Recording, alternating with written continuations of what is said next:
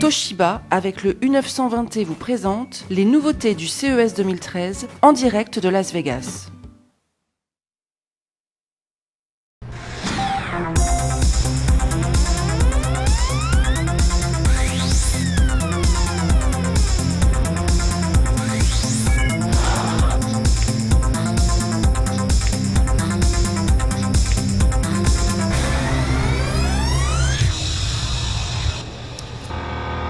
Bonjour à tous, soyez les bienvenus, CES 2013, bienvenue à Las Vegas pour cette troisième quotidienne en direct qu'on vous propose depuis mardi matin sur technologique.fr et sur Dailymotion. Le CES, vous le savez, c'est le grand rendez-vous mondial annuel qui se passe donc ici dans le Nevada. C'est environ 150 000 personnes, 20 000 nouveaux produits présentés. C'est vraiment le coup d'envoi de l'année high-tech qu'on vit ensemble ici tous les matins. Alors, on a déjà parlé beaucoup de ce qui s'est passé depuis notre arrivée ce week-end. On vous a raconté les conférences de presse, on a parlé des grandes nouveautés. Évidemment, le CES, c'est aussi l'occasion pour des non-américains de venir se faire connaître et parfois même de lancer leurs projets. C'est ce dont on va parler aujourd'hui avec des Français qui sont venus à Las Vegas. Et quand on arrive pour la première fois à Las Vegas, et bien forcément, avant de découvrir le Convention Center où on est, qui est un peu l'équivalent de la porte de Versailles, hein, pour être clair, et bien on découvre Vegas dans toute sa folie. Regardez, quand on parcourt le strip la nuit, voilà, pas la peine de vous rappeler Ocean's 11 ou les experts. Las Vegas aussi, hein, c'est un peu moins fun en général. Voilà, Las Vegas, c'est limousine, c'est palmiers, la nuit qui tombe sur le strip. On est ici, on est en direct et merci à vous de nous rejoindre. N'hésitez pas à tweeter d'ailleurs l'émission, hein, depuis la page d'accueil de Technologique, à retweeter aussi. On a besoin de vous pour faire connaître cette initiative française. On n'est pas très nombreux, on est même très peu nombreux dans le web français à être présents de cette manière à Vegas. Donc n'hésitez pas à le faire savoir autour de vous. Voilà, décor est planté. On va parler de ces Français qui sont ici, qui osent venir.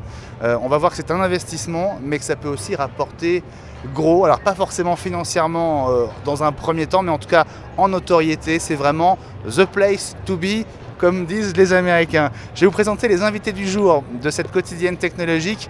Je vais commencer par mes invités de gauche. Bonjour, alors vous êtes deux.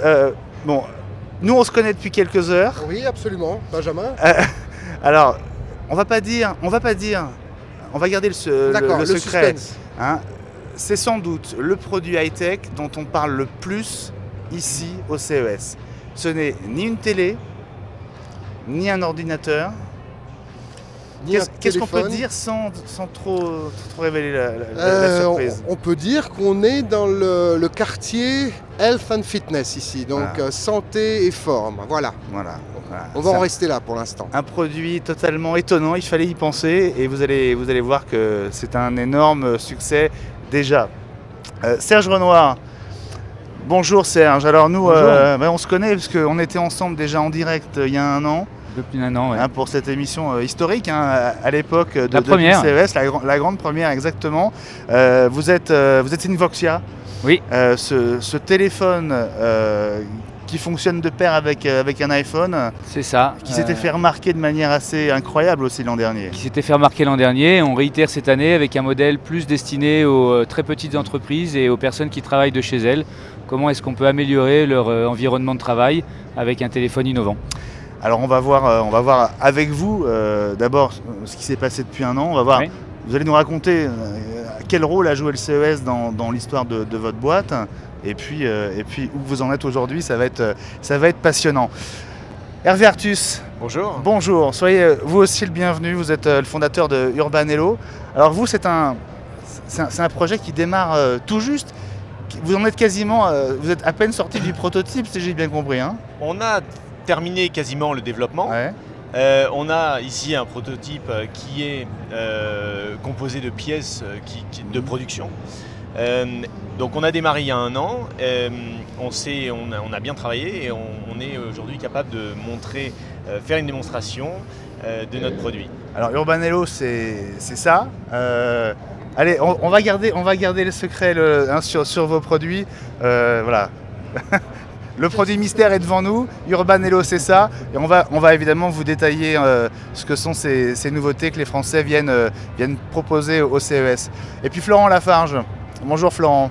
Bonjour Benjamin. Directeur du marketing de Toshiba. Alors, il y avait deux raisons de vous inviter ce matin. D'abord, vous êtes français, vous avez une grosse expérience du CES. Oui, effectivement. Donc vous les voyez, ces Français qui lancent des projets et qui tentent leur aventure ici. Donc évidemment, cette expérience-là, elle nous intéresse et sans doute que vous aurez peut-être aussi des conseils ou des tuyaux à donner à nos invités. On en parlait tout à l'heure, on a une expérience, on anticipe peut-être un peu plus que ceux qui viennent là pour la première fois. Mais on sait toujours que le CES est une opération très enrichissante, quel qu'en soit le résultat. Et puis il y a évidemment votre actualité à vous, notamment les nouveaux écrans qui arrivent au printemps. Ultra HD, oui. Ultra HD, donc 4 fois la résolution du Full HD qu'on connaît aujourd'hui.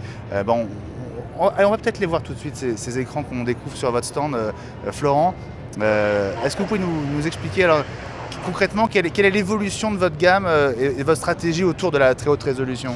Alors effectivement, la très haute résolution, on en a montré l'année dernière avec la 3D sans lunettes, mais plus sous l'axe de la 3D sans lunettes. Et là, cette année, on arrive avec une gamme complète, qui certes est toujours en 3D, mais plus sans lunettes cette fois-ci.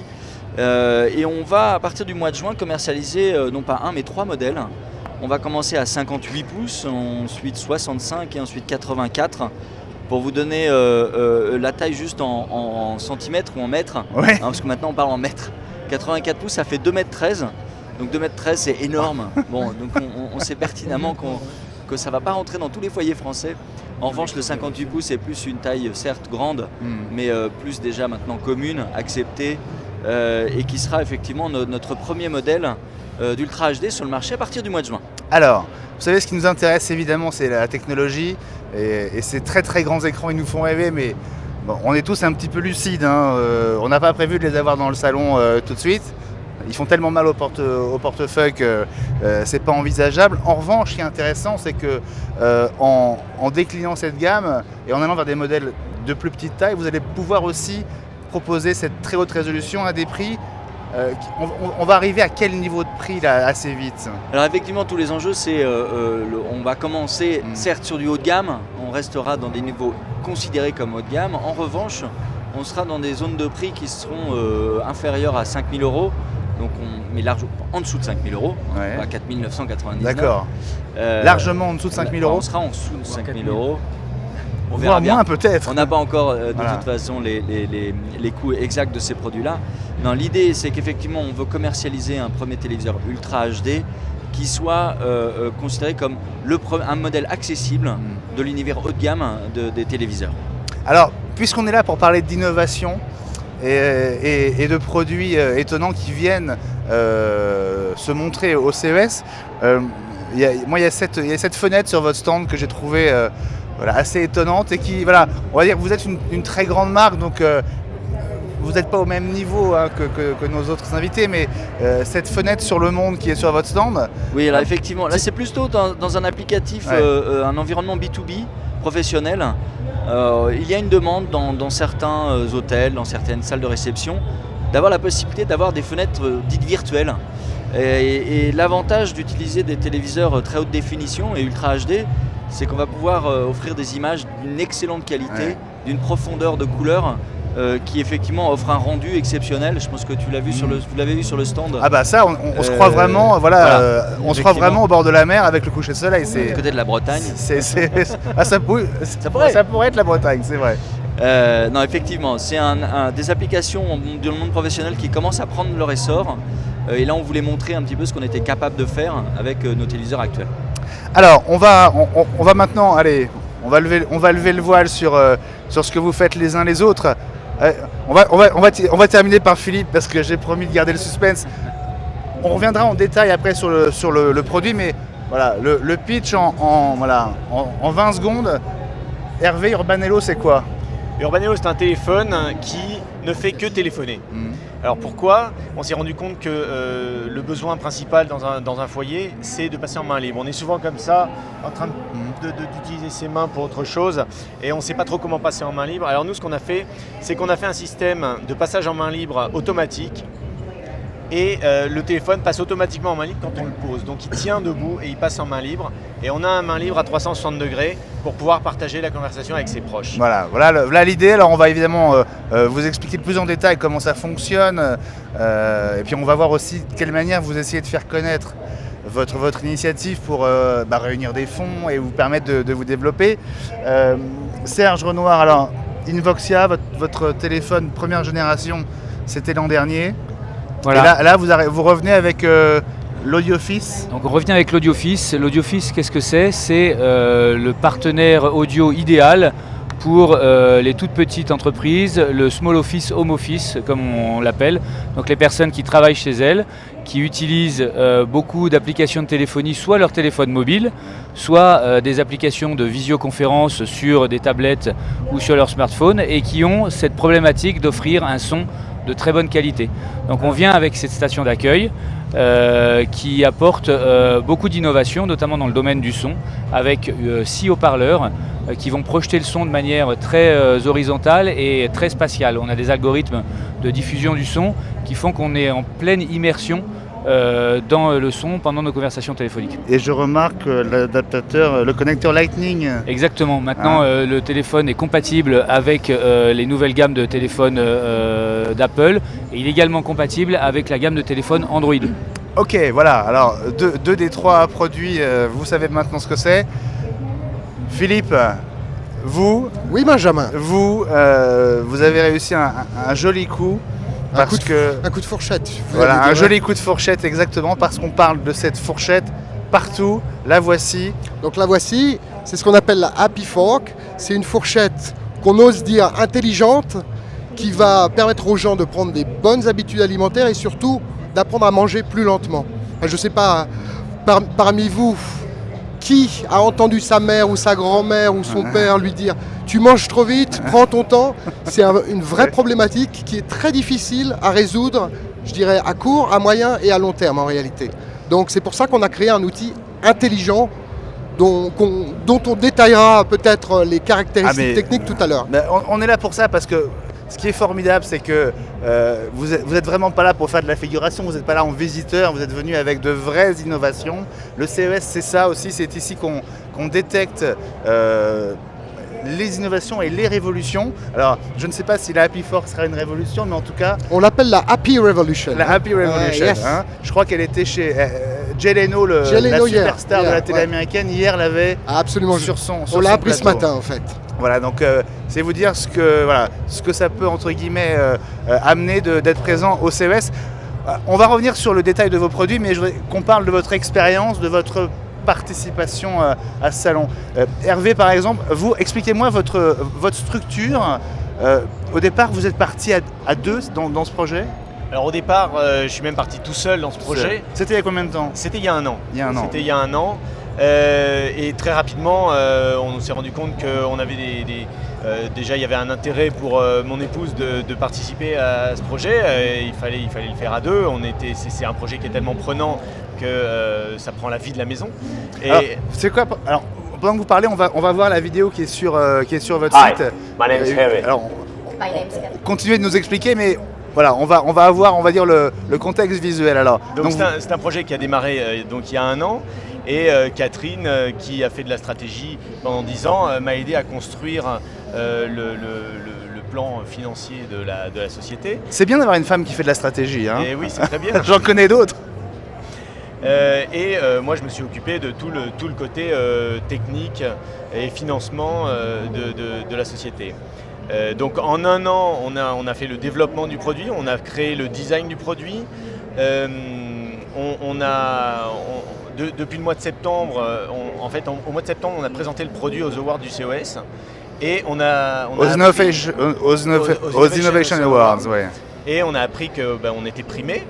Et donc on a décidé de venir et de participer vraiment à tous à tous les événements qui pouvaient nous rendre très visibles dans les médias. Bon. Vous savez que je suis juge aux Innovation Awards, mais pas dans la catégorie dans laquelle vous concouriez. Donc ça va, il n'y a pas de conflit d'intérêt. Donc finalement, c'est allé assez vite.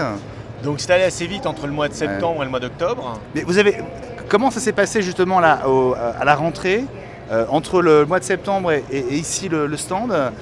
C'est un investissement quand même d'être présent ici. C'est un investissement. Ça vous coûte combien cette opération CES? Ça nous coûte autour de 10 000 euros parce que nous sommes une start-up. Ouais. Nous sommes dans l'espace start-up et le CES, je salue l'effort qui est fait parce qu'ils ont des stands qui sont vraiment abordables pour 4 jours. C'est pas du tout les prix qui sont proposés aux plus grosses structures. Et ça permet vraiment de... Florent confirme que c'est beaucoup plus cher pour les grandes marques. Ouais. C'est quoi le prix du mètre carré au CES, Florent? Ouais. Aucune idée, je n'ai pas du tout cette information-là. Je sais que c'est un vrai investissement. Ouais. En fait, pour nous, pour une grande marque, pour nous, à contrario par rapport à vous par exemple, on a quasiment tous les pays du monde qui se déplacent à Las Vegas. Donc, mais quelles que soient les raisons. Il y a plus de 140 pays représentés. Oui, c'est énorme. Donc pour nous, c'est plus qu'un investissement, on va dire, américain, sur le sol américain. C'est un investissement international. Donc j'ai aucune idée des budgets, mais je me doute, effectivement, on est au-dessus des 10 000 euros. Ouais. Il me semble qu'à Barcelone, je ne veux pas dire de bêtises, mais je crois qu'on est à plus de 1 000 euros le mètre carré pour 4 jours de salon. Le mètre carré, sachant que certains centres font 2000 mètres carrés.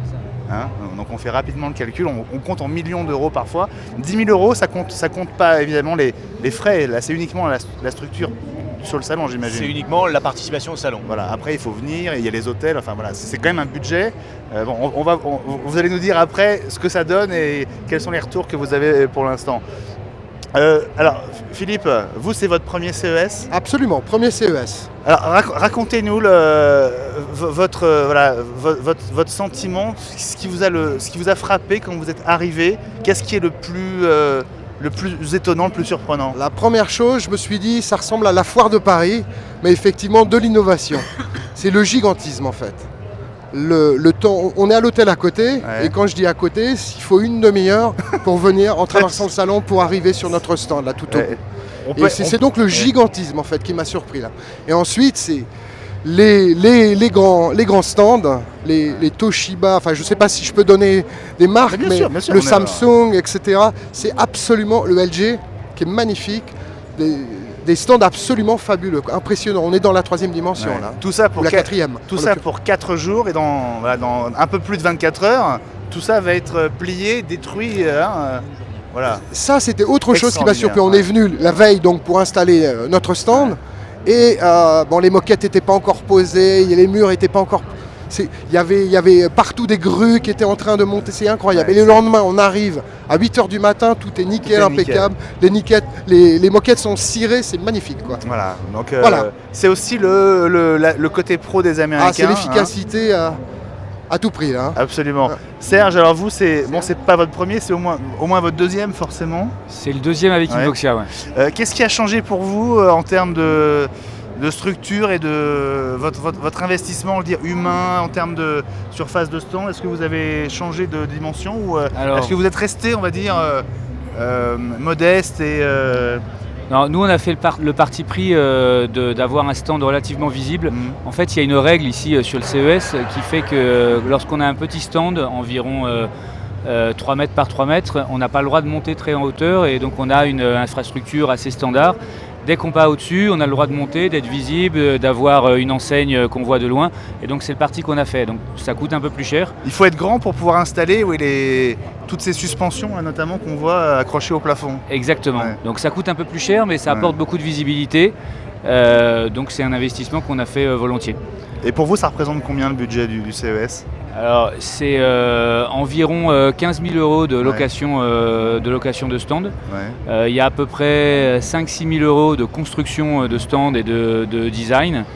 On participe à l'événement presse qui a lieu en amont, le CES Unveiled, qui est vraiment une fenêtre de communication magnifique, mais ça a un coût, c'est 6 500 $.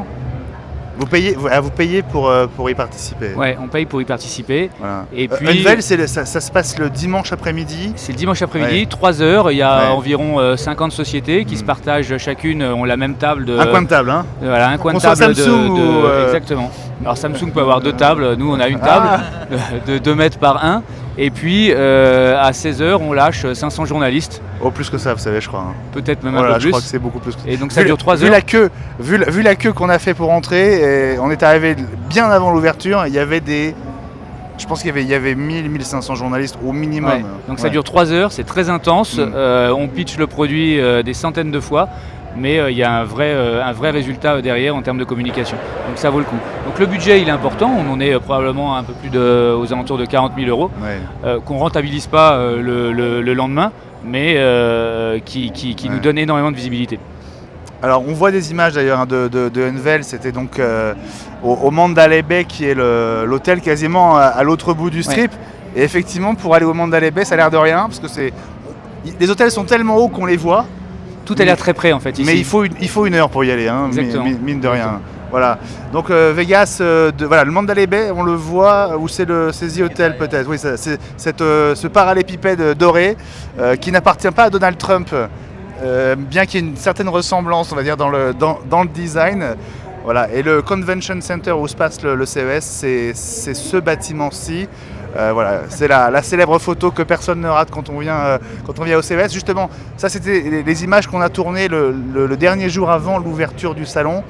Et c'est vrai qu'il y a un côté magique à voir l'ensemble des halls se mettre en place et le jour J à la minute près, tout est prêt. Voilà, alors vous avez tous fait le voyage jusqu'ici, jusqu'à Vegas. Je voudrais qu'on parle maintenant un peu de vos produits un peu en détail et savoir de quelle manière ils sont accueillis, ce qui intéresse les gens qui viennent vous voir. On va commencer avec vous, Philippe, Absolument. parce que bon, quand même, venir à Vegas pour présenter une fourchette, c'est quand même, enfin, il faut y croire vraiment, hein. Absolument. Je peux te demander de... Allez, on va faire ça à la bonne franquette. Ouais. Serge, J'ai besoin de faire la important. démonstration. Mais en fait, c'est pas une fourchette à proprement parler, c'est plutôt une solution à un problème identifié. Donc c'est une fourchette qui permet d'engager les gens à manger plus lentement. Comment ça fonctionne ? C'est une fourchette qui permet de mesurer... Tends un peu les bras, comme ça on va pouvoir zoomer sur la fourchette. Comme ça, voilà. C'est donc l'Happy Fork permet de mesurer 3 choses. D'abord, le temps du repas, c'est-à-dire quand on commence, quand on finit le repas. Deuxièmement, le nombre de coups de fourchette qu'on va donner au cours du repas. Et troisièmement, la donnée critique pour nous, c'est l'intervalle entre 2 coups de fourchette. Par exemple, quand on commence à utiliser la Happy Fork, on va prendre un intervalle de 5-6 secondes entre 2 coups de fourchette. Et notre système a été designé pour augmenter cet intervalle au fur et à mesure des repas. Voilà. Donc comment ça marche technologiquement parlant? C'est un capacity sensor qui permet de fermer une boucle électrique. On a une prise, Oui, avec la main. C'est ici. pas juste un gyroscope qui compte le... C'est-à-dire qu'on peut Ouais. agiter la fourchette pendant qu'on mange, hein, comme les Italiens, se manger comme ça. On ne comptera pas de coups de fourchette. Il faut absolument fermer la boucle électrique et on la ferme avec la bouche en fait. Donc, Oula, un boucle coup de électrique, fourchette. on craint rien. Non, on craint rien. Ah bon. Et quand on mange trop vite, c'est là qu'est l'astuce et ce qui fait plaisir à tout le monde autour de cette fourchette. C'est la fourchette vibrante aussi. On reçoit une petite vibration pour dire vous mangez trop vite. Donc calmez-vous un petit peu, vous mangez trop vite par rapport à votre dernière performance en termes d'intervalle de temps entre 2 coups de fourchette. Il faut apprendre à se calmer un petit peu. Et manger trop vite, c'est à partir de quel Ça rythme? dépend de chacun. Ouais. On prend tout le monde à son rythme de base Ouais. et on le fait progresser vers un peu plus de lenteur en fait. On progresse dans la lenteur en fait. Alors, l'intervalle entre les coups de fourchette ou en tout cas les bouchées, hein, pour Ouais. être plus précis, qu'est-ce qu'elle mesure d'autre? Ben, elle mesure la durée des repas Ouais. et elle mesure la vitesse à laquelle on mange. C'est la eating speed. La eating speed. Et quand on mange trop vite, voilà ce qu'on ressent. Je t'en prie. Alors, touche le manche. Profitons des images qu'on voit, Philippe, pour continuer à en parler. Voilà, ça c'est effectivement ce qui se passe quand on mange trop vite. Là, on mange vraiment beaucoup trop vite. Hein, Un petit peu trop vite, on va dire. À cette vitesse. Mais par exemple, les Allemands sont connus pour faire des repas qui durent extrêmement peu de temps. Et curieusement, les Allemands sont venus peut-être 4 ou 5 fois nous interviewer depuis 2 jours. C'est vrai. Ça fait un gros buzz en Allemagne, effectivement. Voilà, c'est marrant. Alors, en France, on prend plus notre temps, mais c'est vrai que ces dernières années, c'est vrai que la vie active fait que on consacre de moins en moins de temps au repas. Hein, Je crois que c'est un problème international, global, qu'on essaye d'adresser et on tente de l'adresser sur le pays qui a priori est le plus concerné. C'est pour ça qu'on vient aux États-Unis au départ. Alors, vous vouliez qu'on fasse une démo de ce qui se passe quand on mange trop vite? Absolument. Alors là, je la touche exprès et quand vous la prenez... Ah oui, ça vibre. Ouais, ça vibre. Ça vibre. Touchez. Florent. Voilà. C'est donc la magie de la fourchette joigneuse, comme l'appellent les Canadiens, en fait, c'est ça. Est-ce qu'elle communique avec le monde extérieur ou est-ce qu'elle fonctionne de manière complètement autonome? Alors, elle vient avec une application iPhone et Android qui permet, grâce à une connexion Bluetooth, de suivre ses performances d'alimentation en temps réel. On voit son nombre de coups de fourchette par minute en temps réel. C'est beau, ça. Et ensuite, on a un online dashboard, un tableau de bord sur le web qui nous permet d'enregistrer tous les repas, de pouvoir rajouter des photos éventuellement prises avec son iPhone ou son Android pour se rappeler de tous les bons moments qu'on a pu partager entre amis en fait. Bon, vous savez quoi, je l'enverrai à Jean-Pierre Coff, que je connais. Et il va aimer? Je suis pas sûr. Mais lui, il prend le temps de manger. Il prend le temps. C'est un bon vivant. Il n'a pas besoin de fourchette, effectivement, pour prendre son temps. Mais voilà, bravo. Allez, on parlera du prix et des conditions de son arrivée sur le marché. Ensuite, je voudrais d'abord qu'on parle vraiment de chacun de vos produits. Hervé, alors votre... c'est un téléphone, on peut dire que c'est un téléphone? On peut dire que c'est un téléphone. C'est-à-dire qu'il remplace totalement le téléphone. Alors, c'est un téléphone sans fil pour la maison et il s'installe avec ou à la place du téléphone qu'on a déjà à la maison. D'accord. Alors, c'est quoi sa place naturelle? Sa place naturelle, ça va être dans n'importe quelle pièce de la maison, là où on a besoin d'avoir ce main libre. Donc c'est à la fois un élément de décoration, on l'a voulu beau, on a mis le clavier en dessous parce qu'on trouve que le clavier n'est pas forcément sur un téléphone ce qu'il y a de plus esthétique. Et donc par exemple dans votre salon, si vous voulez partager la conversation avec vos enfants, vous allez le mettre dans le salon. Quand vous êtes en train de cuisiner, vous voulez continuer à couper vos carottes pendant que maman appelle pour prendre des nouvelles, et dans ce cas vous l'aurez sur l'évier et ça ira très bien. Il tient très bien debout, on l'a voulu très stable. Il a ici un caoutchouc qui permet d'avoir une bonne sensation quand on le pose. Et on n'a plus l'expérience utilisateur de « Ah attends, je te passe en main libre ». Si ça raccroche, je te rappelle bien sûr, et ensuite on le pose, évidemment il tombe soit sur le haut-parleur, soit sur le micro, ce qui est... Donc classique. Donc voilà Urbanello. On peut l'allumer pour voir... On peut l'allumer. Oui, parce qu'il y a un écran effectivement sur le dessus.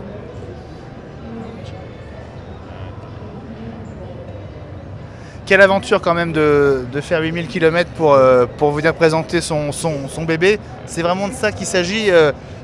Pour vous tous.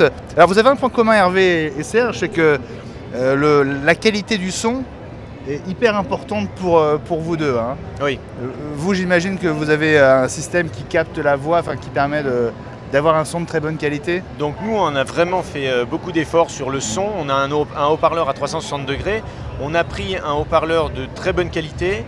Et on a surtout du volume qui nous permet d'avoir une enceinte acoustique qui rend les basses à l'écoute. C'est ce qui n'est pas possible sur les téléphones mobiles. Souvent les constructeurs de téléphones fixes concurrencent sur les applications, les services, les téléphones mobiles. Pour nous, c'est vraiment deux mondes séparés. Le téléphone mobile a ce service qu'il maîtrise très très bien, ses services individuels. Et nous, on s'adresse vraiment à la famille, à plusieurs personnes autour d'un téléphone. Et ce qui est important quand on partage une conversation, c'est la qualité du son et l'ergonomie pour la partager.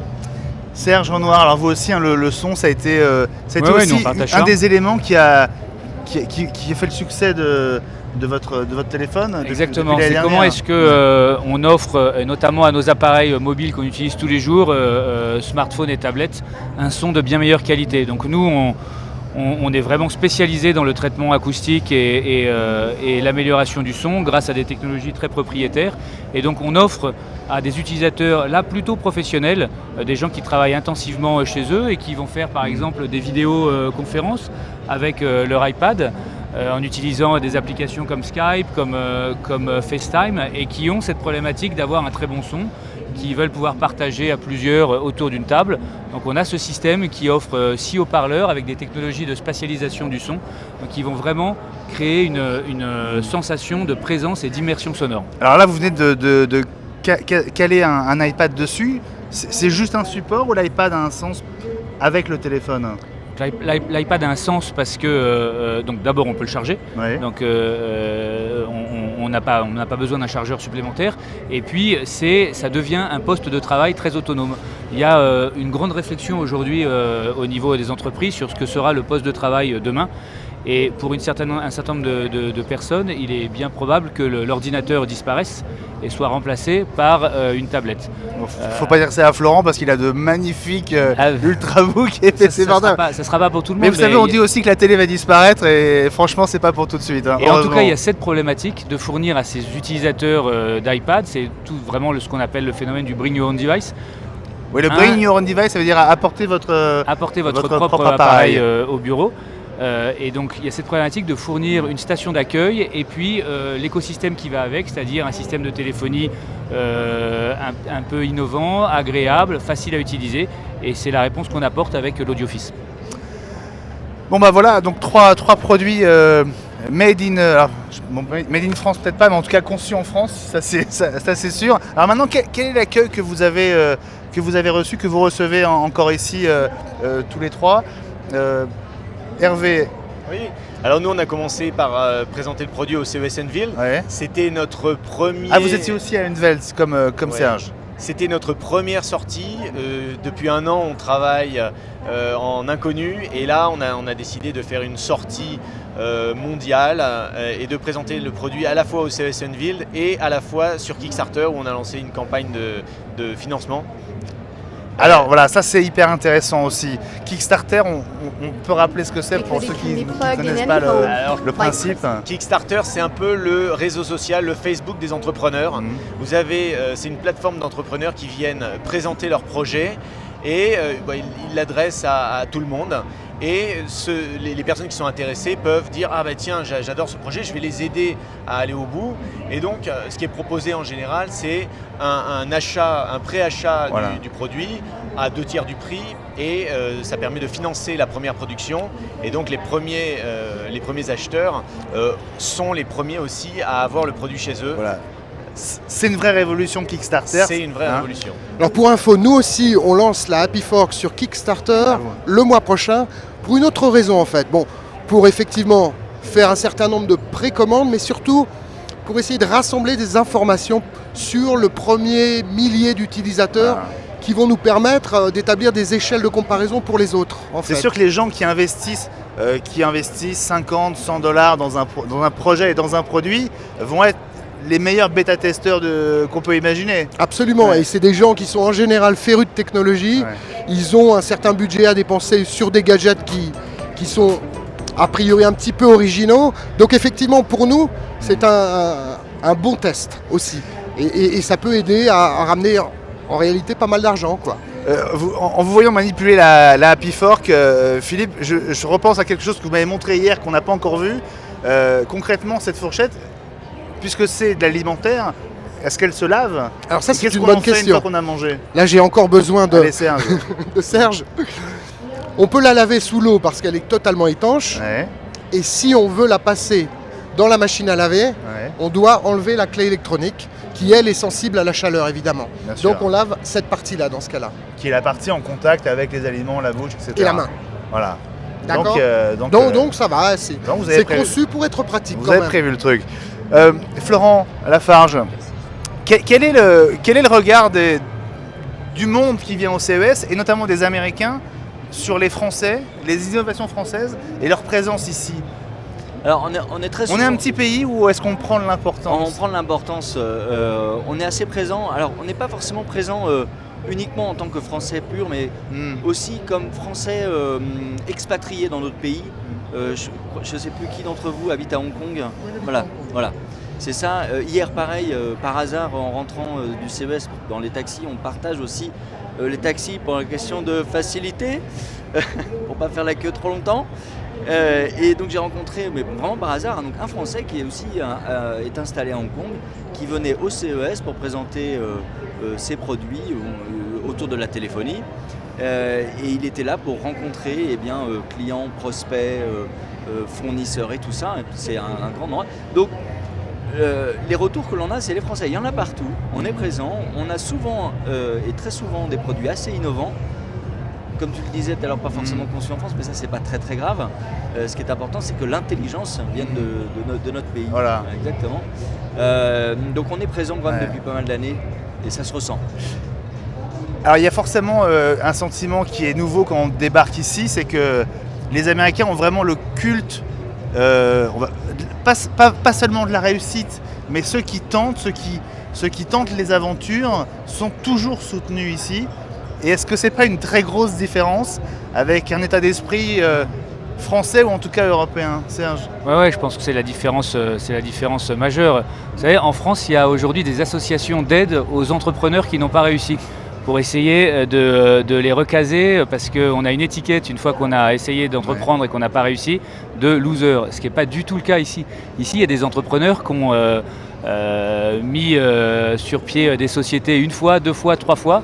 Ça n'a pas marché les 3 premières fois, et puis la 4e fois, ça fonctionne parce qu'ils ont appris, parce qu'ils ont de l'expérience, parce qu'ils ont des réseaux. Et on ne les a pas empêchés de recommencer. Et on ne les a surtout pas empêchés, on les a encouragés.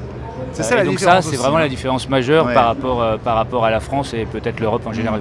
Hervé, alors vous êtes basé où vous géographiquement? Nous, on est basé à Paris. À Paris. Est-ce que vous ressentez ce dynamisme et cette impulsion positive ici aux États-Unis? Oui, on la ressent beaucoup. Notre expérience notre expérience de la France, c'est plutôt une difficulté à être suivi sur des projets hardware.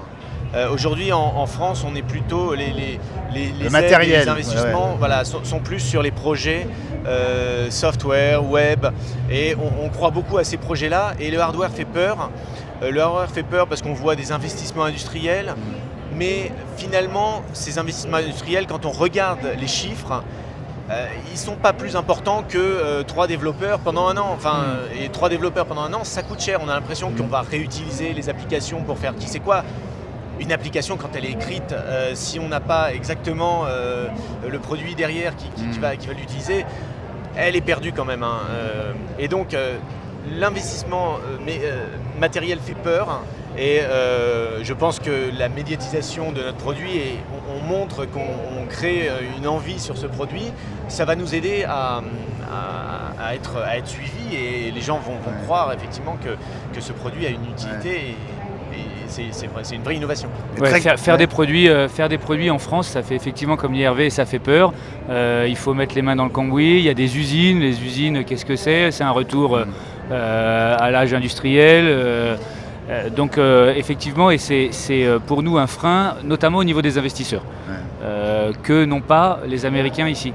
Et les Américains ici mettent vraiment en avant dans leur culture les produits.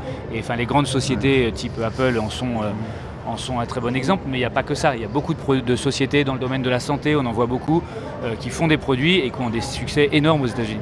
Mais est-ce que ça veut dire que depuis que vous êtes arrivé, depuis mardi, depuis dimanche, lundi, depuis que vraiment l'activité du CES a commencé, est-ce que vous avez eu des contacts qui vont au-delà de « bravo, c'est super ». Qu'est-ce qu'on peut décrocher ici comme opportunité, comme chance, comme partenariat Donc c'est effectivement d'abord pour ça qu'on vient. C'est pour les contacts qu'on va nouer ici. Et donc il y a dans toutes ces allées énormément de distributeurs qui viennent nous voir et avec lesquels on passe en tout cas des pré-contrats pour essayer de travailler ensemble. Il y a également des grands partenaires industriels qui sont prêts à s'engager et à prendre nos Mais produits. par exemple, quels sont les... Est-ce que vous avez des...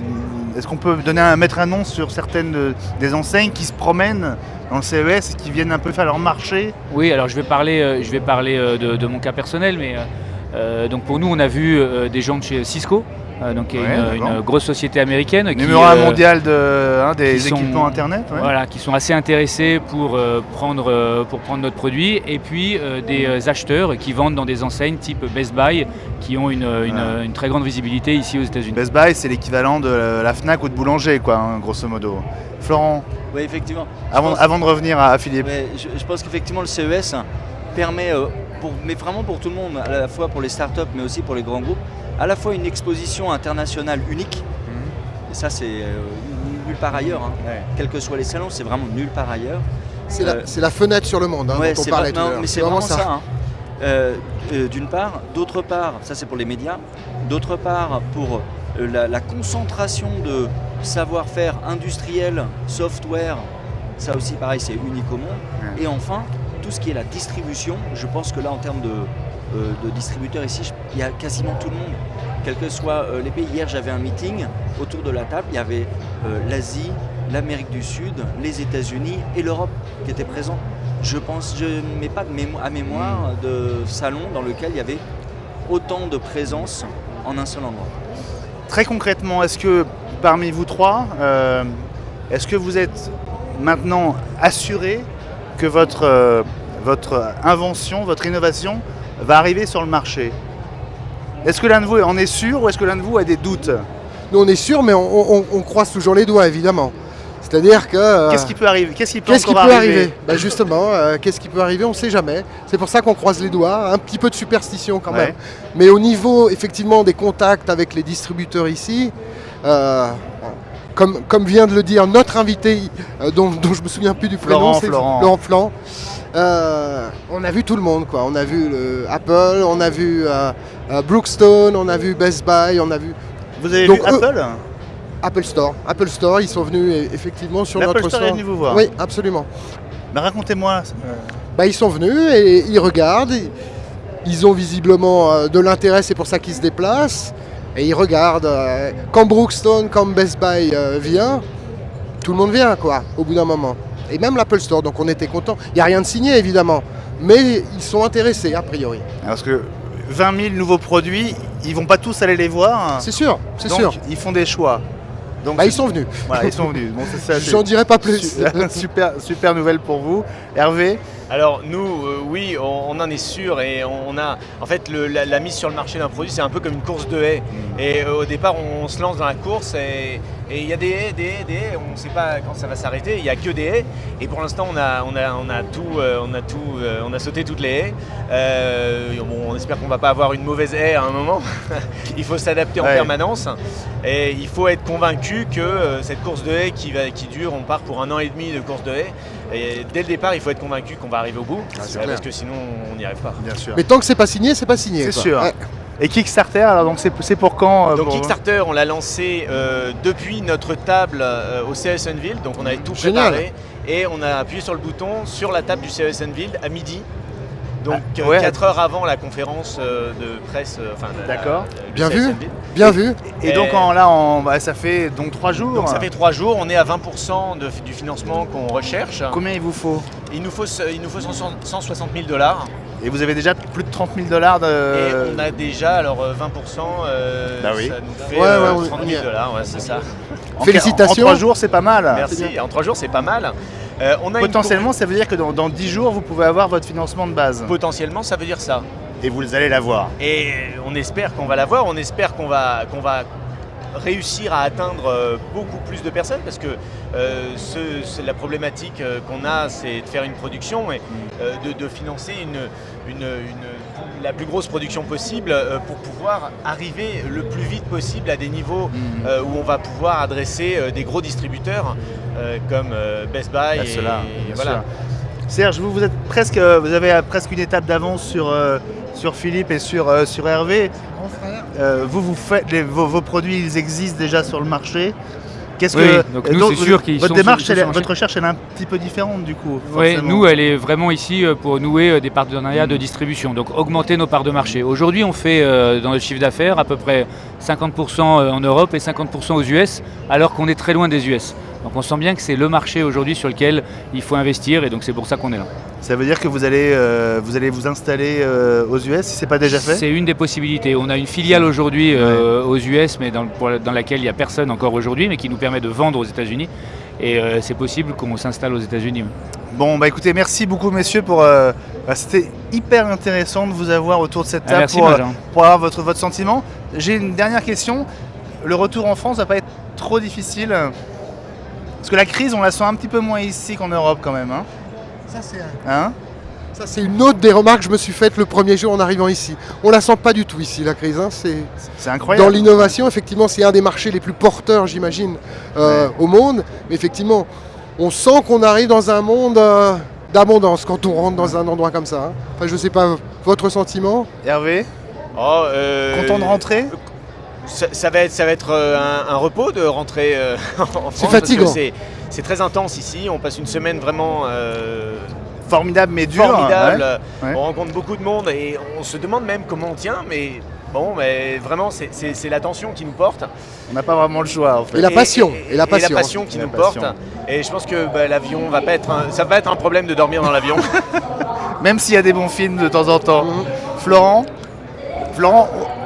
le fait de venir ici au CES, même si c'est fatigant, même si c'est vraiment des journées éprouvantes, c'est comme une semaine à la montagne, on se charge en énergie positive. Ah oui, c'est très clairement. Comme je disais tout à l'heure, hein, on rencontre les journalistes pendant 3 jours complets, les distributeurs. Vous avez nos concurrents. combien de rendez-vous Alors, d'interviews hier? Hier c'était. Ou avant-hier, c'était je sais pas, chargé. mais- Ouais. En totalité, je crois qu'on va pas loin de faire 50 interviews D'accord. entre les personnes sur le stand. Uniquement pour la France. Ouais, hein. c'est ça. Uniquement pour la France. Donc ça fait vraiment un gros rythme. Plus toute la partie distribution, qui a à peu près le même. La moitié moins, mais bon, c'est quand même énorme, parce que c'est des rendez-vous un peu plus longs. Donc effectivement, pour nous, ça nous charge pour toute une année. On a en plus la possibilité de prendre le pouls sur les innovations, sur quelles vont être les tendances. Et puis après, concernant la rentrée sur la France, on va aussi retrouver nos familles, hein, parce qu'on est quand même... il y a 9 heures de décalage, hein, et là on vient de commencer la journée, ils vont la terminer. Et voilà, c'est ça. Donc on est quand même loin, on est toujours On est content tous un de peu rentrer. décalés.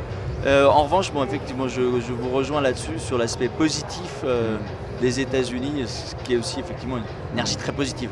Allez, avant de se quitter, et c'est Eric Lecomte, notre copain qui nous suit depuis les environs du Mont-Saint-Michel, qui vient de m'envoyer un SMS. C'est vrai que j'allais oublier de vous poser une question essentielle, c'est date de commercialisation espérée de vos produits et les prix. Alors, Pour Philippe. Allez Philippe. Pour nous, Kickstarter, donc nos 1000 premiers acheteurs, on va dire, les 1000 premières personnes qui vont nous faire confiance, vont pouvoir le trouver sur Kickstarter. On lance une campagne donc en février, donc rapidement On rappelle en que fait. c'est la Happy Fork. On rappelle que c'est la Happy Fork. Et ça s'écrit HAPIFORK. Voilà. La Happy Fork. comme Donc Happy Labs, qui est le nom de la boîte. Absolument. Et c'est la fourchette joyeuse pour les Canadiens. Et donc, J'ai retenu le terme. Hein. et Michael Bazoge, qui travaille avec nous cette semaine et qui est aux manettes, lève les bras en signe de joie. Il vit à Montréal, c'est pour ça. Et commercialisation sinon, donc avec un partenaire retail, comme on dit aux Ouais. États-Unis, en avril. D'accord. 20% pour ceux qui vous êtes sur Kickstarter, ça fait un prix à combien? $99. On va la vendre avec l'application, avec le tableau de bord, avec le programme de coaching en ligne et avec un jeu social pour éduquer les enfants.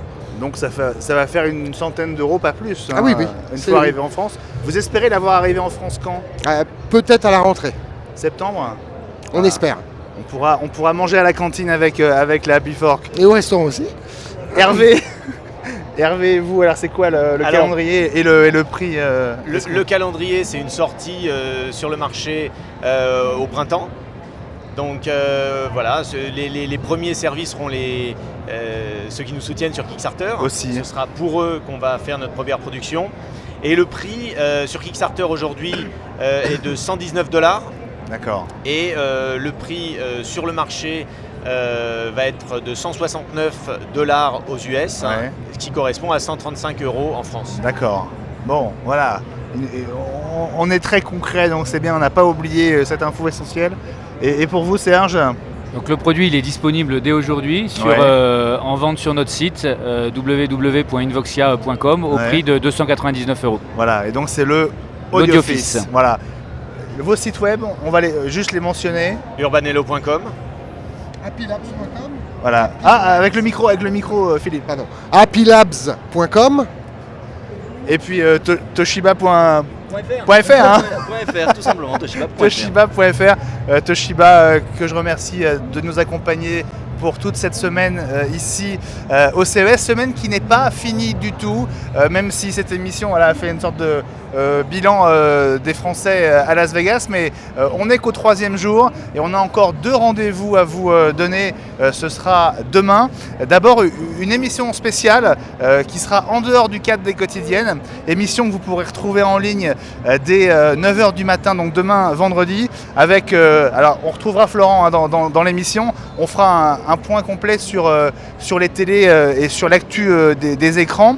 On aura 3 autres invités. On aura François Klipfel, qui est l'un des hauts responsables de GFK, l'Institut qui mesure toutes les données de vente des produits high-tech à travers le monde. Et Guy Bourreau, le directeur général de Cabas, vous savez, les enceintes très haute fidélité, sera avec nous aussi. Et puis un homme assez étonnant, Gary Donan, qui est le grand patron de la recherche et des technologies chez Technicolor. Vous verrez qu'il y a beaucoup de projets qui sont montrés ici pour permettre la transition entre le Full HD et le Blu-ray, et puis cette ultra haute résolution, Florent, sur laquelle vous êtes aussi, et qui vont permettre on va dire d'attendre que les contenus 4K soient disponibles massivement, c'est ça ? Ultra HD, voilà. Exactement.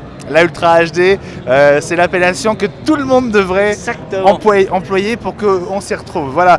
Merci beaucoup à tous les 4. Merci Benjamin. Merci Benjamin. Merci. Merci beaucoup de l'invitation. C'était un plaisir de vous accueillir. On vous souhaite bonne chance, très sincèrement. Vous nous tenez au courant de la suite de vos projets, hein ? On en tient au courant. On poste on poste en direct tout ce qui nous arrive sur notre Facebook, notre page Facebook/Urbanello. D'accord. Et donc vous pouvez nous suivre. On a des vidéos, la vidéo de notre arrivée au CES Enfield. Et c'est bien. Les coulisses. Vous partagez les coulisses. On partage les coulisses. Bon, et on a vraiment envie de savoir ce qui se passera dans les mois qui viennent pour vous 3. Nous on fait ça sur Twitter, plutôt sur Twitter, @Happylabs. Ok, voilà, vous avez toutes les infos. On va se quitter avant que nos amis chinois démarrent le Gangnam Style, parce que c'est très très fort. Les robots sont juste derrière, ça va déchirer et on pourra plus parler. Merci à tous. On se retrouve demain soir pour la dernière quotidienne en direct à 18h heure française, et demain matin à partir de 9h en vidéo à la demande sur YouTube et Dailymotion pour l'émission spéciale avec nos invités pour faire le bilan de ce CES 2013. Salut à tous et à très vite.